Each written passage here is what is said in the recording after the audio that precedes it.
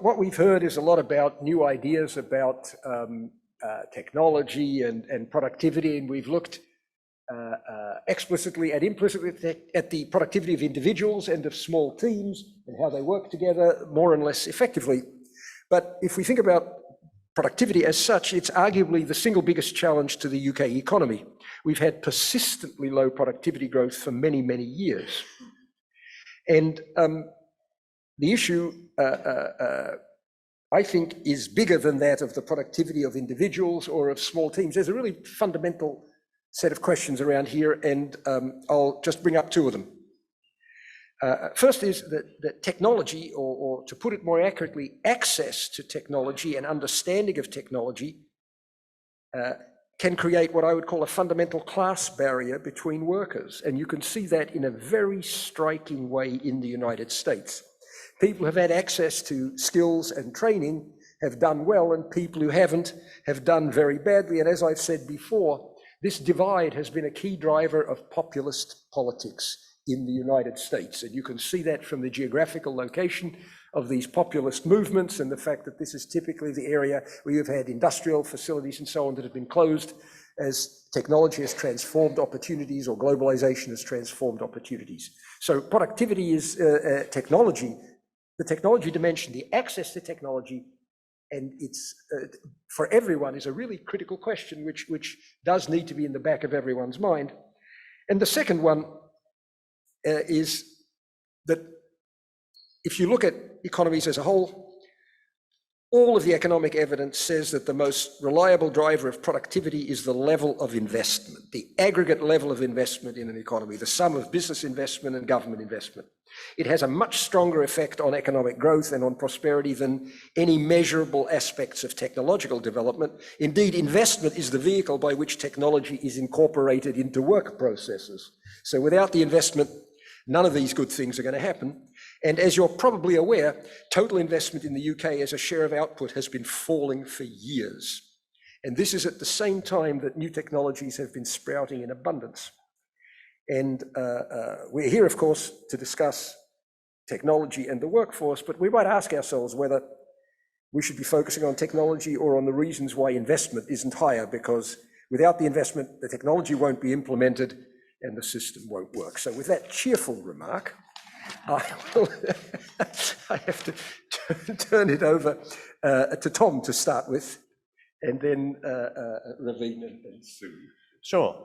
So I think productivity decomposes into two main pieces, the sort of chronic problem and then the acute problem. The acute problem, the chronic problem. Let's do the acute problem first. So the acute problem is sort of the immediate challenge of measuring and maintaining productivity, what we talked about this morning. So have you got the right tools being used in the right way for this sort of new ways that people are working? Is that making, are you getting the most out of them, and are those tools getting them in their way, or are they actually helping them?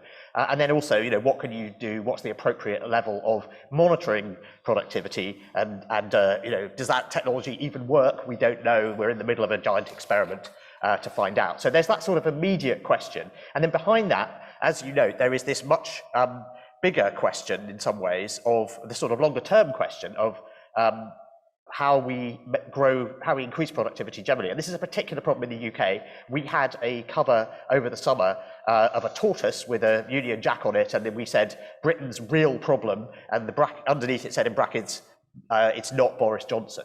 I mean, obviously Boris Johnson was an acute problem at the time, but the chronic problem is that UK productivity growth has lagged behind the rest of Europe, the rest of the developing world for basically since the global financial crisis. We've been falling further and further behind, and it's a big mess. And there are many causes of this.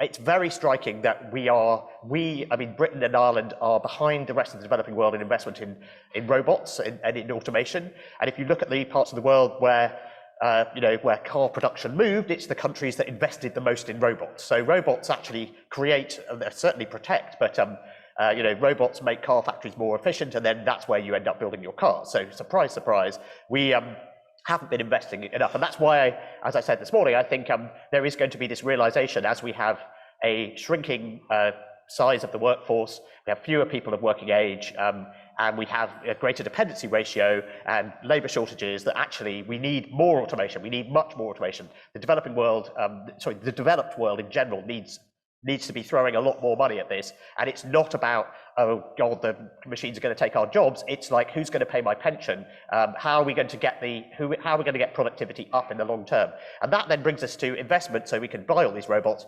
The elephant in the room is it's very obvious why investment in Britain has stopped. It basically stopped in 2016. It's been going sideways ever since. Why on earth would you build anything in Britain right now? Because you've got no idea what's going to happen. So surprise, surprise, nobody is. You'd be mad to build a car factory in Britain now. You'd be out of your mind when we haven't even sorted out what the trade relations are with the big market next door. So of course there's no investment. And this is why the whole Trust project is so stupid, because she's saying she prioritises growth. She says she prioritises growth, and the thing that has taken 4 percentage points off growth in the UK is Brexit. The quickest thing she could do is re-establish trade with the EU. Duh! And on that note, I will shut up. I think it summarises the situation very well, leaving Raveen the task of defending Liz Truss. How do I follow that one up?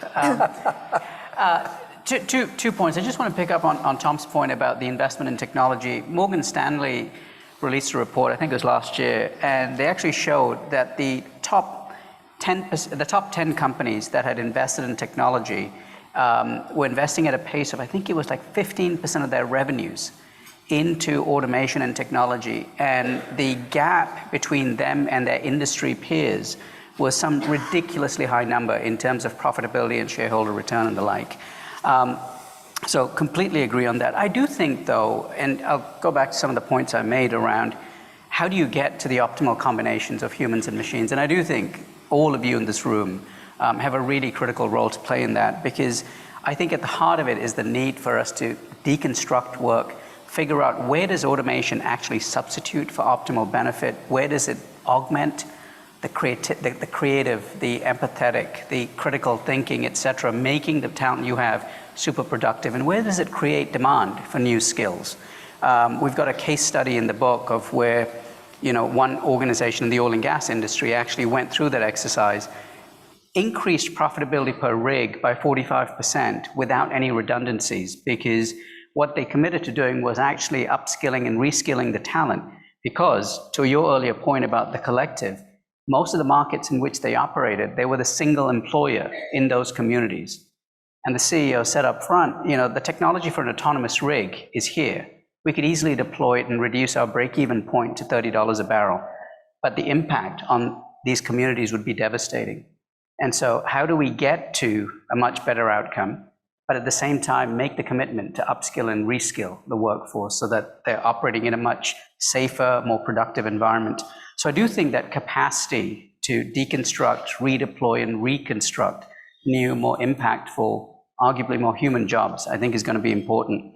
The other thing I just wanted to say is, I think when we talk about productivity at a micro level, it's really important we understand what we're solving for, because the nature of work is so very different, right? And one of the things that my co-author John first developed, and that we've since used as a framework in all 4 of our books, is this notion of return on improved performance.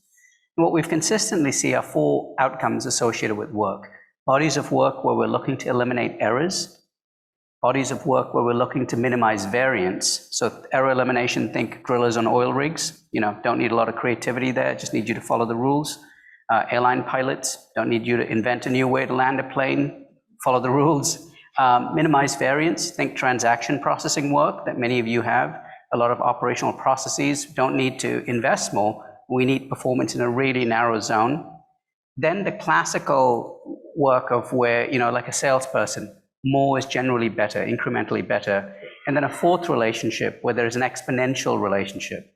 This is the most creative work in your organizations. Small improvement in productivity yields exponential value to your organization. And I think that nuanced understanding of work is really important if we're going to talk about productivity, at least at a micro level. Because I know we all struggle with measuring it. I think Tom's statistics of 87% of people felt that they were more productive, while 12% of managers thought so. But I do think at the heart of some of that, certainly perception differences, of course, but I think also at the heart of that are just differences in the nature of the work and the nature of the tasks. So I think that micro view of productivity is probably an important one. Sue. Thank you. Good afternoon, everyone. I think, like Gina, I feel a little bit wondering, why I'm here when Will said, "Can you just make a couple of comments?" But very pleased to join the panel. My background is, well, I've worked in lots of different industries. I did a long stint in mail, post, and logistics. And the organisation I now work for, we've got about 200 food factories and 400 shops. We operate in 53 countries, so a lot of the discussion in the last panel felt very relevant. So what I was going to try and do is, again, just bring a little bit, I suppose, the discussion, try and bring it back to what we all do every day and some of my reflections on that. So there are really kind of three things I've been reflecting on. The first one is that I do think that some of these tools and technologies, they're definitely going to have a role, but they're not going to solve the productivity paranoia for us. If I think about the stats, Tom, that you shared with us this morning from the Microsoft research, what it basically says is there is a massive chasm between what workers think and what managers think. A massive chasm. And then if I go back to the Edelman Trust Barometer, I'm sure most people are familiar with that. This is a survey done every year, 36,000 people, I think it's 22 countries. And, whether we like it or not, people have lost faith in governments, they've lost faith in the media, and actually where people are looking to for trust is the company, the organization that they work for. And so when I put together, we've got this massive chasm, we've got a need for trust and alignment and sort of that emotional belonging to organizations, which I'm sure we all feel from our workforces. I think, we've got some big issues here. Some of it will be solved by this, disaggregation.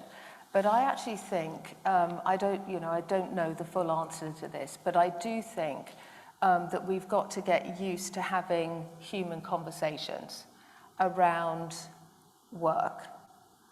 And it's become so much harder, I think, with COVID because people are working in different places and at different times. But how do we have those conversations around, the expectation? What is the task, the activity to be done? What are the steps along the way? What does the end product look like? What's good?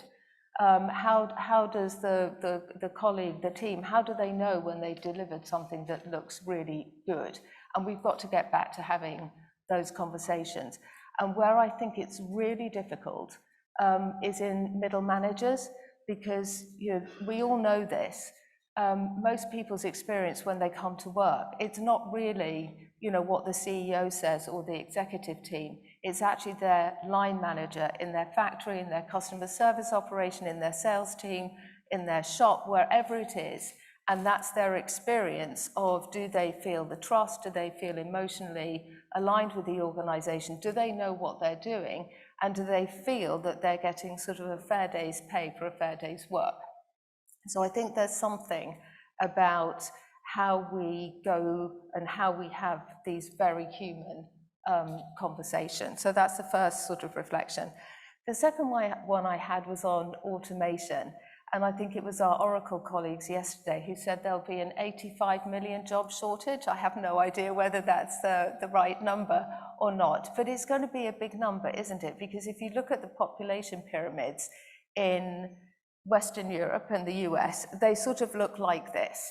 The only countries where they don't look like that really are Africa, which looks like that, and India, which looks like that. But in a lot of Western countries, we are going to have a labour shortage, and I'm sure we all feel it every day when we're trying to recruit, especially sort of technical specialist talent. So we will need to automate. One of my sort of reflections on automation is actually the easy bit, is the robot or the the case packer or the technical piece behind the system. The really hard bit is everything else that goes with it. So let me give you an example.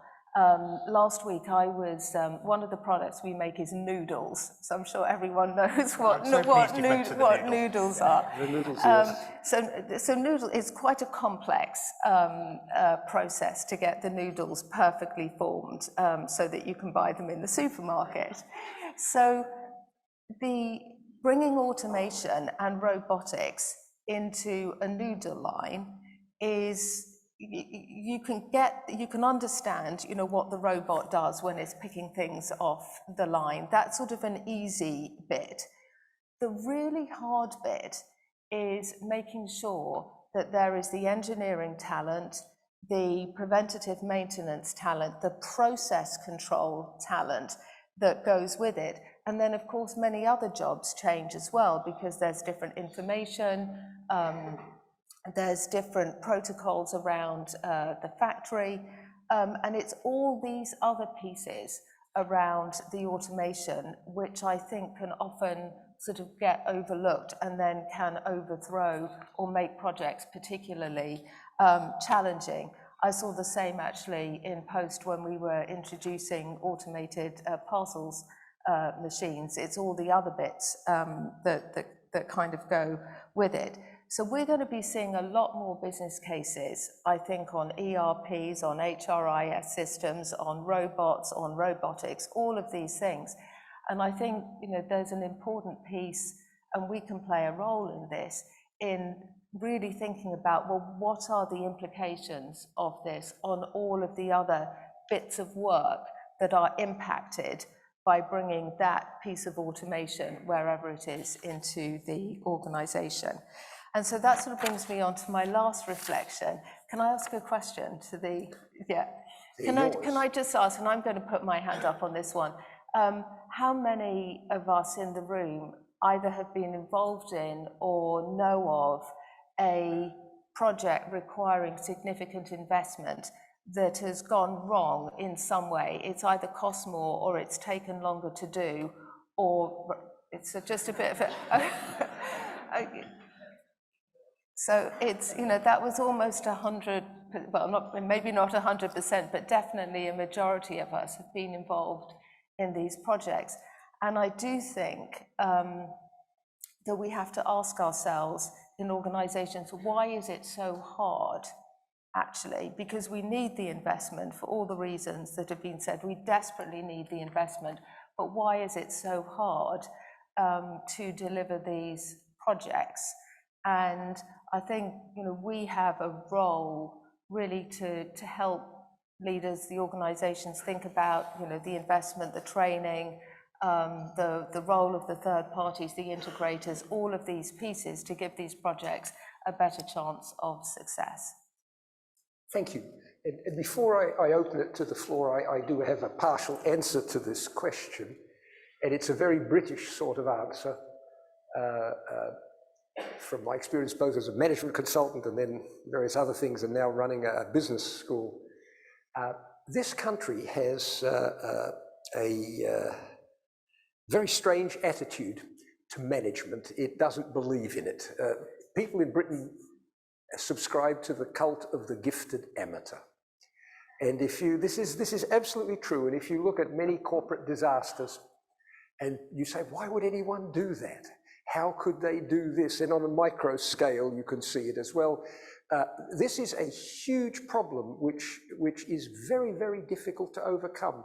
I see it in every size of enterprise, from the largest to the smallest. I see it in universities. I see it in business schools where you teach other people how to manage. You should see how a business school is managed. It'd make you weep. I used to say to the academics, if the students heard us talking, they'd ask for their money back. But this is a serious problem, and it involves management at every level, whether it's project management, middle management, corporate directions. You can only look at the biggest issues in British industry. The first jet airliner in the world was the Comet. Okay, now it's made by Airbus and Boeing, all these aircraft. What happened? The windows were square and they cracked at the corners. Now this is a major technological problem, huh? And then you look at the automobile industry, right? Every front-wheel drive car in the world, which is the majority of them, use technology developed by Gestkine and Nettlefold, GKN. That's that front-wheel drive component. Yes, where is the car industry in Britain today? It's owned exclusively by people from other countries. The most efficient automobile plant in Nissan's entire empire is the one in Sunderland. It's so because it's got no British management. This is it's got British workers. This isn't the problem. No one, despite the unions and everything else. This is a fundamental problem, and I think Sue's put her finger on it, and it's a huge issue. And since you're all in the HR business, you have observed management. You've observed the management of your companies. You've observed the middle management. Put your hand up who disagrees with me that management is a problem. No. So I rest my case. It's really true. And it isn't the case in many other places where people take the concept of managing well much more seriously. And you in this room are in this very delicate position because you observe this. And I'm not going to ask you to put your hand up and say who goes to the CEO and say, you know, you're not doing a very good job, mate. I won't ask that question, but you see my point. You're all observing all these issues. You're trying to staff these positions. You're trying to bring in people. And all the time you're being tripped up by people who cannot manage projects, cannot manage people, cannot manage the use of resources, and so on. So this is a very interesting question, and it colors the implementation of technology. It colors everything. Brexit is a very good example. Our government leads, like in everything, by mismanagement. But it's really a national tradition. So that's my rant, which is comparable to Tom's.